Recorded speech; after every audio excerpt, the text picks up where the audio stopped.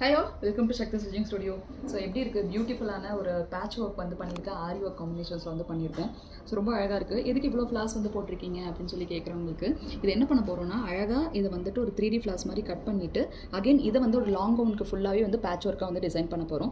So ஆரி work வந்து நீங்கள் different ஆங்கிளில் வந்து கற்றுக்கணும். அது இல்லாமல் அந்த ஆரி ஒர்க் கற்றுக்கிறத எப்படி இம்ப்ளிமெண்ட் பண்ணணும் அப்படிங்கிற நிறைய ஐடியாஸ் வந்து எங்கள் கிளாஸஸில் உங்களுக்கு எப்பயுமே கிடைக்கும். ஏன்னா இங்கே வந்து பார்த்தீங்கன்னா நீங்கள் ப்ராக்டிக்கல் இம்ப்ளிமெண்டேஷன் தென் தியரிட்டிக்கல் இம்ப்ளிமெண்டேஷன் ரெண்டுமே வந்து கற்றுப்பீங்க. அது இல்லாமல் எப்படி வந்து கஸ்டமர்ஸ் வந்து ஹேண்டில் பண்ணணும் அப்படிங்கிற எல்லா காம்பினேஷனில் கற்றுக்கிறதுனால இங்கே வந்து ஆரி ஒர்க் நீங்கள் கற்றுட்டு போனீங்கன்னா இமீடியட்டாக உங்களோட பொட்டிக் வந்து ஸ்டார்ட் பண்ணுறக்கோ இல்லை ஈஸியாக உங்கள் கஸ்டமர்ஸ் வந்து ஹேண்டில் பண்ணுறக்கோ இல்லை டிஃப்ரெண்ட் டைப் ஆஃப் ஆங்கிளில் ஒரு ப்ரொஃபஷனலிஸ்ட்டாக எப்படி நீங்கள் ஆரி ஒர்க் வந்து டிசைன் பண்ணணும், அது எந்த மாதிரி ஆங்கிளில் நீங்கள் யூஸ் பண்ணணும் அப்படிங்கிற எல்லா காம்போஸும் இதிலேயே உங்களுக்கு நாங்கள் கற்றுக் கொடுத்துருவோம்.